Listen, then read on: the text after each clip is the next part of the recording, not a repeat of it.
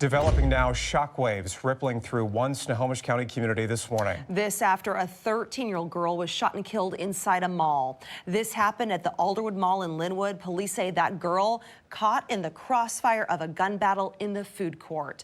Let's get right to KOMO's Mo Hyder, who's been gathering new information as the story has developed overnight. Mo. Yeah, of course, this is a very popular mall in the area, and as you mentioned, this happened inside at the food court. This is also at a time during dinner time when people were there with their family and friends as well. Go ahead and take a look at your screen here. This is from the Lynnwood Police Department. They have identified the victim as Jayda Woods-Johnson. We've learned there was an altercation inside between two groups, and that's when a teenager fired a gun and the bullet hit Johnson, who wasn't part of either group from what we're being told. She had nothing to do with the altercation. We spoke to people who were inside at the time. They described the moments as scary and something difficult to process. One person who saw what happened to Johnson immediately tried to save her. I ran to the person. She was laying on the floor. Her friend was freaking out. She lost consciousness, and then her pulse was dropping. So when her pulse was dropping, that's when we started doing CPR, mouth to mouth. We're also being told from there she was rushed to a nearby hospital where she later on died. There's still a lot to this investigation at this time. We haven't been told what this altercation was about, what led up to this as well. We'll certainly keep you updated once we do get that information, though. For now, live in Lynnwood, Mo Hyder, KOMO News. And Mo, we know the suspect is in custody. What do we know about him and his arrest? Yeah, Holly, well, according to the Lynnwood Police Department, they do say he is a 16-year-old teenager from the Edmonds area. We also do know that his mother actually brought him to the police station where he then turned himself in. We also do know he's being booked in jail for murder. We have not been told about the potential charges he could face, so we'll certainly keep you updated on that, though, once we do find out. All right, Mo Hyder reporting for us live this morning. Mo, thank you. We have reported on violence near the mall this year, but not inside until now. Back in February, Lynnwood police investigated armed carjackings outside the AMC Theater, which is outside the mall, but across from the food court entrance. Two people were robbed at gunpoint, their cars were taken. 4 young people, including 2 14-year-olds, were later arrested in that case. The last violent incident in the mall's food court was back in 2017, excuse me, when a man stabbed a security guard during a scuffle over food handling practices. That guard was not seriously injured, and the person who stabbed him claimed he acted in self-defense. All right, that brings us to this morning's KOMO Post Poll, so grab your cell phone this morning. We have covered so many cases involving young teens and guns recently, so this is what we're asking this morning as you grab your cell phone. What do you think is the biggest driver of gun violence among young people? 43% there in the second spot saying perceived lack of legal consequences. 33%, so a third of our folks responding so far this morning saying a lack of parental guidance. 16% saying guns are too easy to access. As you see these numbers changing live, 7% saying kids lack impulse control. Let us know what you think as we deal with another violent act involving teens. Just point your cell phone's camera at that QR code on the right-hand side of your screen. There's going to be a link that pops up. Tap that with your finger, and that will take you directly to our poll at KOMOnews.com. Take a good look at this picture posted tonight by Lynnwood Police. This guy right here in this white hooded or this white sweatshirt. Police say the teen here in the white sweatshirt is a suspect, and it might even be a hooded sweatshirt. It's hard to tell in this shot, but you can see it from the front here.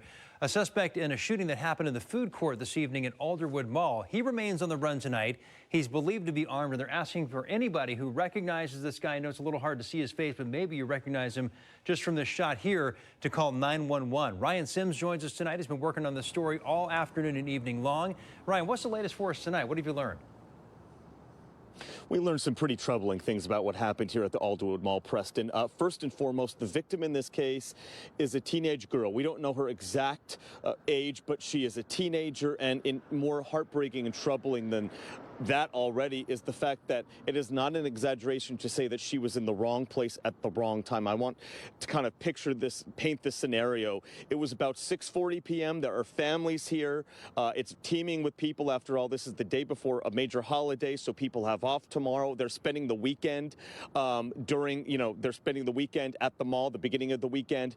And what we learned is that this girl just happened to be walking in between two groups who were mouthing off at at each other, and one of those groups pulls out a gun, fires at the other group, and this girl, unfortunately and tragically, was in the middle. And again, wrong place, wrong time.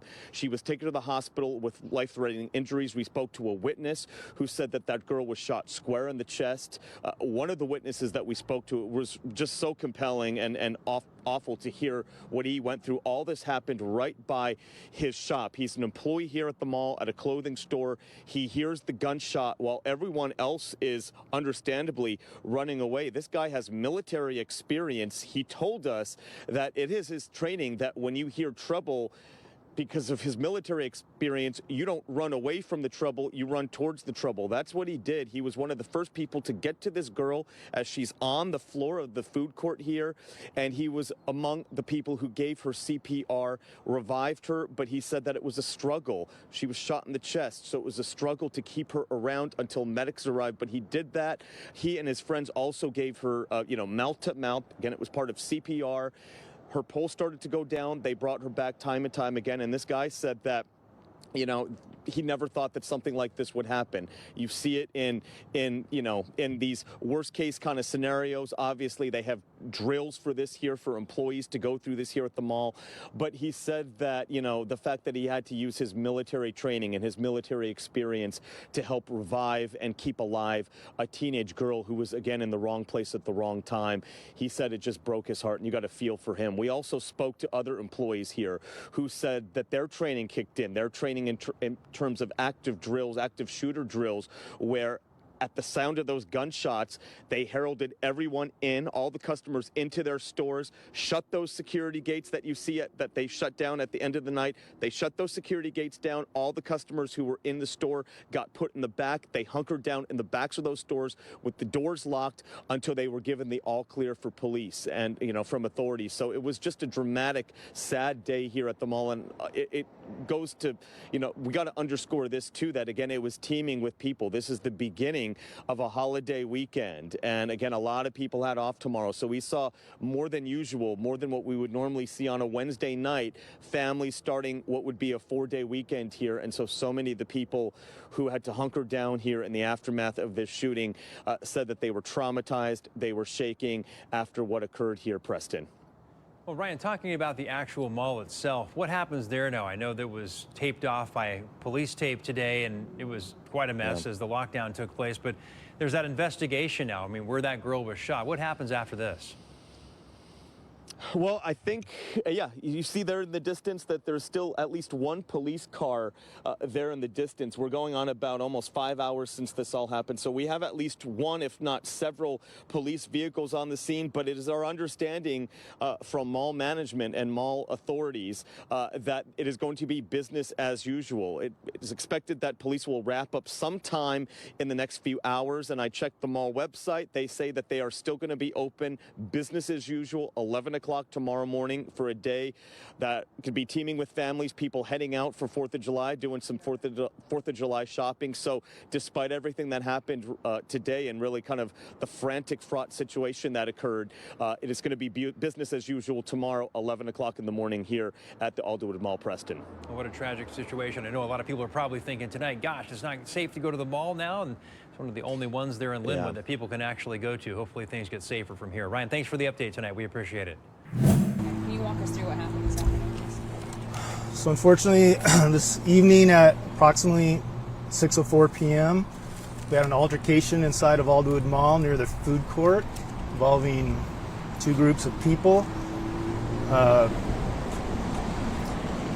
During that altercation, one male pulled out a gun and fired a round, at least one round, towards the other group. Everyone then fled in different directions. Unfortunately and tragically, a uninvolved female was hit, and she was transported from the scene. I don't have any further information right now on that. Other than that, it was a teenage female, and she was uninvolved with either party, based on our information. I've sent out via Twitter a still photo from Alderwood Mall security video, which they provided for us, of the person we believe to be the shooter. He's described as a black male teenager with a large afro He appeared to be wearing a white sweatshirt with some type of black writing on it and possibly white shoes. He also was, there was another group that was part of the altercation, and we will be working on sending out a photo of those males. At this point, none of the involved parties are identified, and none are on scene any longer that we are aware of. The mall has been, is no longer in a lockdown. People are free to leave the mall. A search has been conducted. We had air overhead and canine on scene, but at this point, we don't have the suspects identified or in custody.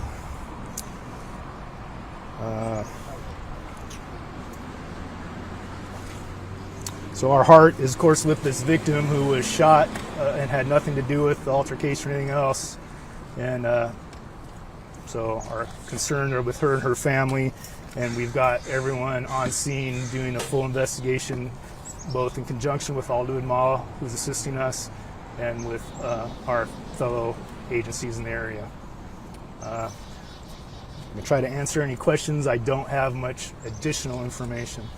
Do you know around the age group of the two groups that were, you know, teenage, and I would say older teenager. you know, school just got out. This is a place where a lot of kids hang out for the summer or whatever. I mean, just kind of your reaction. There's a lot of young kids, and one who just had to be a victim of gun violence today while hanging out. Well, I think what I'd point out is the mall is a place for the whole community to gather, and the mall does a good job at security within the mall. This was really an altercation between two groups that chose to do it here at the mall, and so that's unfortunate and frustrating for the whole community, and to create gun violence in our midst is really disheartening and upsetting. How many suspects are you guys looking for? There's, we believe, one person actually fired a gun. Then there is a different group of 4 to 5 males. So that's what we're trying to figure out right now. There could be more associated on either side, but those are kind of the basic info based on the video we've seen. What would your message be to just the community? Obviously, you know, there's somebody who you believe is responsible for the shooting who is out there. You never know kind of the mentality somebody goes into when they're running from police or trying to get away from Right, I would encourage it, and we did send out via Twitter a picture of our believed suspect. So if they know that person, please call 911, call Lynnwood Police Department, or come to the police station and provide that information anonymously or in person, and give us that information so that we can track down those people in a safe manner and hold people accountable as the law expects us to. And yeah, if they know any, if they recognize any of them, they should call 911 and get that information to us. How long was the food court on lockdown? How long? I don't know exactly. The incident happened at about 6 p.m., 6:04. People were locked down in various businesses for safety, and then within the last 45 minutes, we made sure that we communicated both online and through in conjunction with mall security to let them know that they no longer had a shelter in place and they could leave. And then the additional thing I would ask, if anybody was here at the mall and witnessed any part of this and then left, I would encourage them to, again, call 911 or call Lynnwood Police or come down so that we can get any information from them on anything they happen to have witnessed. Could I just get a quick synopsis from the top? Cairo's mics interfere with our mics. Sure. At 6:04 p.m., approximately inside the mall near the food court, there was an altercation between one group of teenagers and at least one other teenager. And then in response to that, a teenager pulled a gun and fired a round. And tragically, that errant round hit an uninvolved teenage female who's been transported from the scene. What's the condition? I don't know. I haven't heard that yet. She was. No, we have not recovered the gun. Is this the first time an incident has happened, a shooting incident has happened at the Alderwood Mall? Did you recall? I mean, I've been around a long time, so I could think back a long time ago. Certainly, it's the only one in recent memory. So It's not a normal event at Alderwood Mall. or anywhere in How our was the community. response after the shooting? And who responded? Well, every officer in the area, of course from Lynnwood PD, but also we had great support from Snohomish County Sheriff's Office, Mount Lake Terrace, Edmonds, and probably other agencies that I'm just unaware of that all responded to assist us either with a perimeter or with searching. We had the State Patrol Air Unit was on scene providing overhead coverage. We had canines from out of the area come in to try to assist. So we had a pretty robust response immediately. After the shooting, was this an argument between two groups? What exactly? Certainly an altercation, yes. Something precipitated it and then ultimately resulted in one person pulling a gun and firing at least one round. And this was an innocent bystander? Yes. All indications is the female who was hit had nothing to do with either of those two groups. I mean, Chief, we see this in pretty much every jurisdiction, but teen violence, we're seeing so much of it. Just interested on your thoughts, and not to get into specifics on numbers, but I think we all agree it's an issue. Your thoughts on that? Here we are, another example of that. Well, I think there's issues of accountability and parental oversight, and so, yeah, and alternatives to violence. I think we need to encourage and enforce those, but I think accountability is also a big part of this, which could be difficult to, within the criminal justice system with juveniles, it's a difficult thing to hold people accountable at times. Was she taken to Providence? I don't have that. I could find out, but I don't know.